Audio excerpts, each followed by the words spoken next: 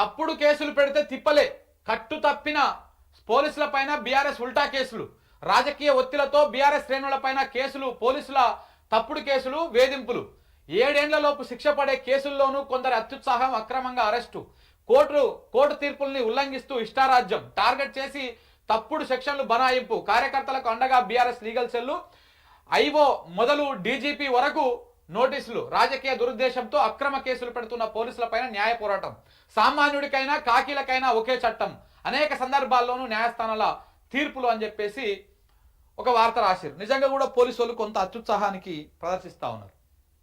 రేవంత్ రెడ్డి గారు చెప్పిరానో, వాళ్ళ ఇంటోళ్ళు చెప్పిరానో, వాళ్ళ ఇంటోళ్ళ బిడ్డ చెప్పిందానో, అల్లుడు చెప్పిండానో, ఈయంకుడు చెప్పినానో, ఇట్లాంటి కార్యక్రమాలు చాలా చేస్తూ ఉన్నారు. చిన్న చిన్న కేసుల్లో కూడా అరెస్టులు చేసుడు, బెదిరించుడు, ఇట్లాంటి కార్యక్రమాలు అన్నీ చేస్తూ ఉన్నారు. ఇవి మానుకోవాలి. ఎందుకంటే పోలీస్ వ్యవస్థ శాశ్వతం. రేపు రేవంత్ రెడ్డి గారు ఇంకొక 3 ఏళ్ళు అయిపోతే దిగిపోతాడు. ఆయననే ఉండడు ఏం పర్మనెంట్గా, ఇంకొక ఆయన వస్తాడు. అప్పుడు ఇబ్బంది పడేది మీరే. ఈ కక్షపూరిత రాజకీయాలలో మీరు భాగస్వామ్యం కాకండి పోలీస్ మిత్రులారా, గుర్తుపెట్టుకోండి. దీంట్లల్లా ఇబ్బందులు పడేది, ట్రాన్స్ఫర్లు అయ్యి రకరకాలుగా మానసిక వేదనకు గురయ్యేది చివరికి ఈ పోలీసు వాళ్ళు. ఇవాళ ఎవరెవరైతే ఎగిరి దూకుతా ఉన్నారో వాళ్ళే ఇబ్బందులు పడతారు. చివరికి మిమ్మల్ని తీసుకుపోయి ఏ ట్రాఫిక్లనో, లేకపోతే ఏ గ్రౌండ్స్లనో, లేకపోతే ఇంకెక్కడనో వేసిరనుకో, మీ ఫ్యామిలీలకు మీరు దూరంగా పోవాల్సినటువంటి పరిస్థితులు వస్తాయి. 100% రాజకీయ కుట్ర రాజకీయాల్లో, కక్షపూరిత రాజకీయాల్లో మీరు భాగస్వామ్యం కాకండి. ఇలా మొత్తం పోలీసులను అడ్డబెట్టుకొని రాజకీయం చేస్తూ ఉన్నారు.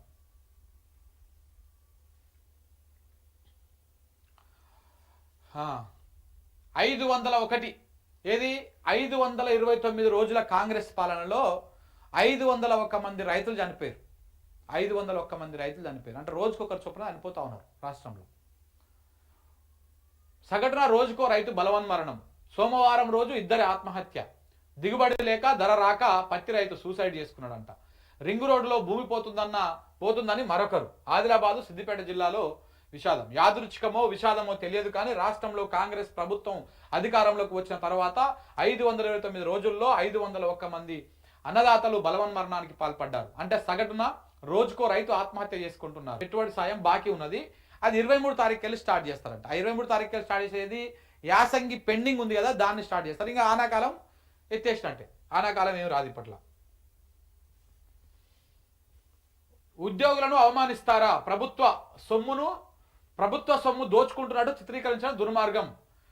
టీఈసీసీ ముఖ్యమంత్రి రేవంత్ రెడ్డి వైఖరి సిగ్గుచేటు. రిటైర్డ్ ఉద్యోగులకు బెనిఫిట్స్ అందించాలి, దాచుకున్న డబ్బులను ప్రభుత్వం ఇవ్వట్లేదు, జూన్ 2లోగా స్పందించకపోతే పోరాటమే.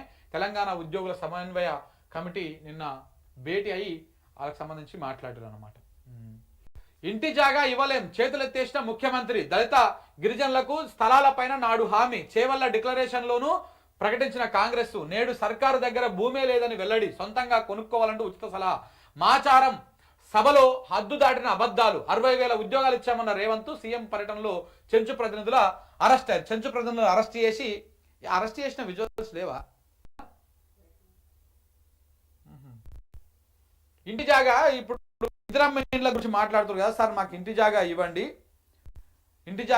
అని. ఇంటి జాగా లేదు సార్, మాకు ఇంటి జాగా ఇస్తే మేము అల్ల కట్టుకుంటాం అంటే ఇంటి జాగా ఇచ్చేది ఏం లేదు, జాగా మీరే కొనుక్కోవాలి, ఇది మాత్రం ఇస్తాం. ఇలా గుంట కొనాలన్నా కానీ ఏ ఊర్లోకి పోయినా ₹1,00,000 ఉంది. ఒక గుంట కొనాలన్నా కానీ ₹1,00,000 పెట్టుకునే పరిస్థితిలో ఉంటే ఇక నీ దగ్గరికి ఎందుకు చేతులు చాపుతారు వాళ్ళు? అన్ని అబద్ధాలు చెప్పారు అనమాట. కాంగ్రెస్ రాజకీయానికి మేడిగడ్డ బలి.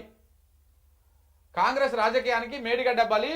ఎన్డీఎస్ఏ నివేదికకు ముడిపెట్టిన ప్రభుత్వం రిపోర్టు వచ్చాకే పునరుద్ధరణ అంటూ పడవ పెట్టింది.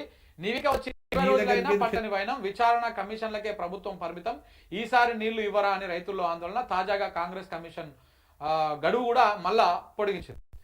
ఎందుకు పొడిగించుకుంటూ పోతున్నారు, దేనికోసం పోతున్నారు అంటే ఇగో ఆంధ్రజ్యోతిలో ఒక వార్త రాశారు చూడండి. ఇగో దేనికోసం అంటే ఇగో కేసీఆర్ను విచారించాకే కాళేశ్వరం నివేదిక. కేసీఆర్ను విచారించిన తర్వాతనే కాళేశ్వరం నివేదిక. విచారణలో కీలక మలుపు. త్వరలో కేసీఆర్కు సమన్లు పంపే ఛాన్సు. కమిషన్ గడువును మరో 2 నెలలు పొడిగించినటువంటి ప్రభుత్వం. అసలు కమిషన్ వేసిందే కేసీఆర్ ఇరికియడం కోసం.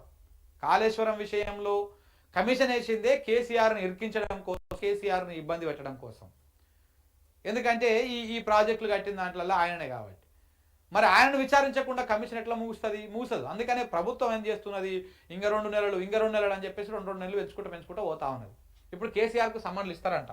ఇవ్వాలి, కేసీఆర్ నువ్వు విచారించాలి, నువ్వు దీన్ని పెట్టుకొని కేసీఆర్ మీద కేసు పెట్టాలి, కేసీఆర్ను అరెస్ట్ చేయాలి, కేసీఆర్ నువ్వు జైల్లో పెట్టాలి. తెలంగాణ సమాజం అది చూడాలి, ఇది జరగాలి కదా. చేయండి మీరు, ఆయనను ముట్టుకొని ఆయన అరెస్ట్ చేయరి, తెలుస్తుంది మీకు తెలంగాణ సమాజానికి కూడా. అప్పుడు సమాజం నుంచి ఎట్లా రియాక్షన్ ఉంటుందో కూడా తెలుస్తుంది. ప్లానే అది కదా, అది లేకుండా ఎట్లా మూస్తుంది చెప్పుర్రి. మేడిగడ్డను ఎండబెట్టిర్రు, అన్నారం ఎండబెట్టిర్రు, సుందిలను ఎండబెట్టిర్రు, ఇప్పుడు ఈ 3 బరాజులు ఎండబెడతారు, కూలగొడితే అయిపోతుంది కదా. మరి ఎన్డీఎస్సీఏ చెప్పినట్టు అది మొత్తం పూర్తిగా కూలగొట్టేసి కట్టాలనా, లేకపోతే దాన్ని రిపేర్ చేయాలన్నా, ఏదో ఒకటి చేయొచ్చు కదా. అసలు అది ముట్టుకోవట్లేదు. ఎంత పాపపు కాంగ్రెస్ పార్టీ అంటే అంత పాపపు కాంగ్రెస్ పార్టీ. గై ఆపుకుంటే నీళ్ళు వస్తాయి మనకు, సంవత్సరం పాటు నిలుచుకోవచ్చు. గృహహింస కేసులను హైకోర్టు రద్దు చేయవచ్చు, సుప్రీంకోర్టు కీలక తీర్పు అంట. సో మిమ్మల్ని చూసి యావత్ దేశం సిగ్గుపడుతున్నది, మీకు క్షమాపణ మొసలి కన్నీరులా కనబడుతున్నది. కర్నల్ సోఫియాపై అనుచిత వ్యాఖ్యలు చేసిన మధ్యప్రదేశ్ బీజేపీ ఎంపీపై సుప్రీం ఆగ్రహం వ్యక్తం చేసింది. దర్యాప్తునకు సిట్ ఏర్పాటు చేయాలని ఆదేశాలు జారీ చేసిందంట. ఈ బీజేపీలే ఇట్లా ఉంటారు. ఈ దేశం మీద కుట్రలు జరిగేదానికి బీజేపీలదే ప్రధానంగా ఉంటుంది కథ. వాళ్ళు జైల్లో పెడితే మేము నీళ్ళు ఇస్తున్నాం, ఆడికి వచ్చిన కూడా మీరు కూడా అరెస్ట్ చేస్తారు.